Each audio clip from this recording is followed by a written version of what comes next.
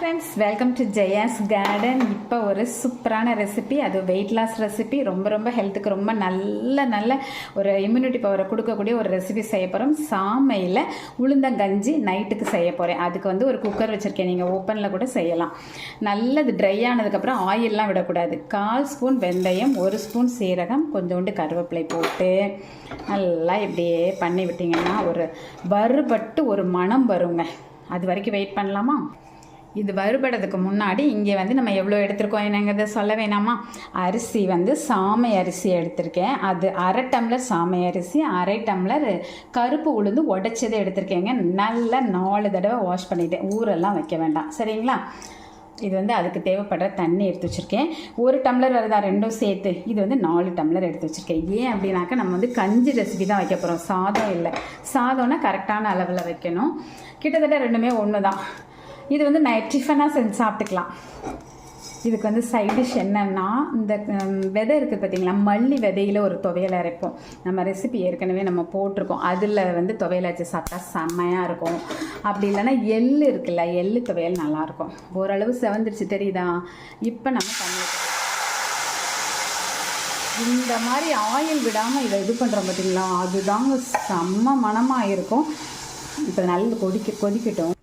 லைட்டாக கொதி வரும்போது வெள்ளைப்பூடு உரித்து போட்டுக்கலாம். எவ்வளோ வேணாலும் போட்டுக்கலாம். ஒரு 10 பல் பூண்டு போட்டுக்கலாம். அதுக்கப்புறமா கொஞ்சமாக தேவைக்கு தகுந்த மாதிரி ஒரு ஸ்பூன் கல்லுப்பு போட்டிருக்கேன். இப்போ லைட்டாக கொதி வந்ததுனால இந்த அரிசியையும் அதில் தட்டிக்கலாம். தட்டிட்டு இன்னும் 2-3 வேலை இருக்குது. ஓரளவு கொதி வந்துடுச்சு. இப்போ தேங்காய் உங்கள் விருப்பத்துக்கு எவ்வளோ வேணாலும் போட்டுக்கலாம். நான் ஒரு சில அளவுக்கு துருவி போட்டிருக்கேன். இப்போ நம்ம மூடிடலாம். குக்கரை மூடிச்சு ஒரு 3லேருந்து 4 விசில் வச்சு எடுத்துக்கலாம். குழஞ்சிருக்கும். அதுக்கப்புறம் நம்ம இறக்குனப்புறம் எந்த கன்சிஸ்டன்சி வேணுமோ அதுக்கு தகுந்த மாதிரி வெண்ணெய் ஊற்றிக்கலாம். இப்போ நம்ம அதை மூடி வச்சிடலாமா? 3 விசில் வச்சுட்டேன். இப்போ நம்ம இந்த ஸ்டீம் அடங்குற வரைக்கும் வெயிட் பண்ணலாம். ஸ்டீம் போகிறதுக்குள்ளே இதுக்கு சைடிஷ் நம்ம செஞ்சிடலாம். அதுக்கு நான் கொஞ்சமாக தேங்காய் எடுத்திருக்கேன், கல்லுப்பு எடுத்திருக்கேன், பூண்டு எடுத்திருக்கேன், காரத்துக்கு தகுந்த மாதிரி வத்தல் எடுத்திருக்கேன், கொஞ்சமாக புளி எடுத்திருக்கேன். இப்போ இங்கே ஸ்டவ்வில் ஒரு பாத்திரத்தை வச்சுட்டு எள்ளு போட்டுக்கலாம், சரிங்களா? கருப்பு எள்ளு தான் உடம்புக்கு ரொம்பவே நல்லது. ஹீமோக்ளோபின் லெவலை நல்லா இன்க்ரீஸ் பண்ணும். இது படப்படன்னு பொரிஞ்ச உடனே எடுத்துட வேண்டியதாங்க.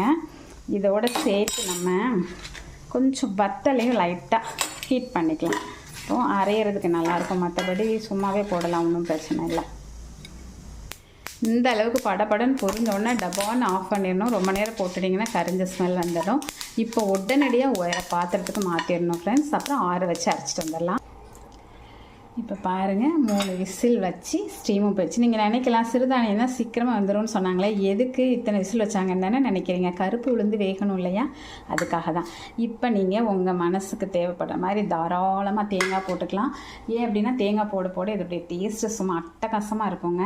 சும்மாவே சாப்பிடலாம் துவையல் இல்லாமல். ஆனால் துவையல் வந்து எக்ஸ்ட்ரா அந்த மாதிரி ஒரு என்ன சொல்கிறது, சத்து மிகுந்த இன்னும் ஒரு சில ஐட்டம்ஸ் வச்சு சாப்பிட்றது ரொம்ப நல்லது இல்லையா?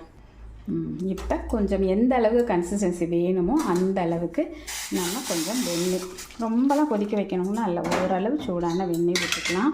எங்கள் வீட்டில் எல்லோரும் வந்து கொஞ்சம் கட்டியாக ஸ்பூனில் அள்ளி சாப்பிட்ற மாதிரி குடிப்பாங்க. இந்த அளவுக்கு கெட்டியாக இருக்குன்னு வச்சுக்கோங்களேன். நான் என்ன பண்ணுவேன்னா, நல்லா தண்ணியாக வச்சு எனக்கு குடிக்கணுங்க. என்ன சொல்கிறது, எப்படி சொல்கிறது, இந்த கூழெல்லாம் குடிப்போம் தெரியுமா, தண்ணியாக இருக்கணும் குடிக்கிறது. அது வாய்க்குள்ளே இறங்கணும், ஸ்பூனில் சாப்பிடக்கூடாது. எனக்கு அந்த மாதிரி நான் குடிப்பேன். உங்களுக்கு எந்த கன்சிஸ்டன்சியில் இருந்தால் பிடிக்குது அப்படிங்கிறத பார்த்துட்டு நீங்கள் அதுக்கு தகுந்த மாதிரி ரெடி பண்ணி வச்சுக்கோங்க. இந்த டைமில் உப்பு வேணும்னா போட்டுக்கோங்க. சரி, முதல்லையும் தேங்காய் போட்டேனே, இப்போவும் தேங்காய் எதுக்கு போடணும் அப்படின்னா, அந்த தேங்காவை நம்ம கொஞ்சம் போடும்போது ஃப்ளேவர் நல்லா இருக்கும். ஆனால் எல்லா தேங்காயுமே அப்படி போடாமல் பச்சையாக தேங்காய் போட்டால் இன்னும் கொஞ்சம் டேஸ்ட் எடுத்து கொடுக்கும். அதுக்காக இப்படி போடுறேன். நான் இப்போ போய் துவையல் ரெடி பண்ணிட்டு வந்துடுவா. துவையல் நல்லா மையாக அரைச்சிக்கணும். 1-2 அரைக்கக்கூடாது. இதில் வந்து நான் கருவேப்பிலை கொஞ்சோண்டு போட்டேன், உங்கள்கிட்ட வீடியோவில் காமிக்க மறந்துட்டேன். இது வந்து கொஞ்சம் காரமும் புளிப்பும் முன்னாடி இருக்கிற மாதிரி பார்த்துக்கோங்க, சரிங்களா? இப்போ அட்டகாசமாக ரெடி ஆகிடுச்சு, சூப்பர் காம்பினேஷனில். இப்போ நான் சாப்பிட போகிறேன். இது மாதிரி நீங்கள் அட்லீஸ்ட் வாரத்தில் ஒரு நாள் மார்னிங்கோ நைட்டோ வந்து இந்த மாதிரி உளுந்தங்கஞ்சி, அதுவும் சாமை வர எந்த சிறுதானியத்தில் வேணாலும் செஞ்சுக்கோங்க. அதே மாதிரி மத்தியான டைமில் உளுந்தம் சாதம் வந்து சிறுதானியத்தில் செஞ்சு சாப்பிட்ருங்க. அப்படி வாரத்தில் ஒரு நாள் சாப்பிட்டுட்டே வந்தீங்கன்னா பேக் போன் வலி, அந்த வலி, இந்த வலி, முட்டு வலி, எந்த வலியும் இருக்காது. சின்ன பிள்ளைங்களுக்கு கொடுத்து பழகிருங்க. இம்யூனிட்டி பவரை ரொம்பவே இன்க்ரீஸ் பண்ணும். அதுவும் நம்ம சரிக்கு சரி அரிசி வந்து எந்த அளவுக்கு போடுறோமோ அந்த அளவுக்கு உளுந்து போடுறோமா, அதுவும் தோலோடு போடுறோம். சிறுதானியமே ரொம்ப நல்லது. அது கருப்பு உளுந்தில் செஞ்சு சாப்பிடும்போது செம்மையாக இருக்குங்க.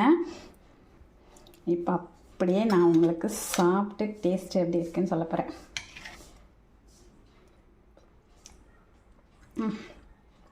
செம்ம டேஸ்ட்டாக இருக்குங்க. இதில் சில பேர் வந்து கருப்பட்டியை பொடி பண்ணி அதில் போட்டு இனிப்பு பிடிக்கும்னா அந்த மாதிரி கூட சாப்பிட்லாம். ஓகே, நீங்களும் இது மாதிரி ட்ரை பண்ணுங்கள். எப்படி இருந்ததுன்னு சொல்லி செஞ்சு பார்த்துட்டு கமெண்ட் பாக்ஸில் சொல்லுங்கள். ஓகேங்களா? பிடிச்சிருந்தா லைக் பண்ணுங்கள், ஷேர் பண்ணுங்கள், கமெண்ட் பண்ணுங்கள். மறக்காமல் சப்ஸ்கிரைப் பண்ணி தொடர்ந்து உங்களோட சப்போர்ட்டை கொடுத்துட்டே இருங்க. ஓகே, பாய் ஃப்ரெண்ட்.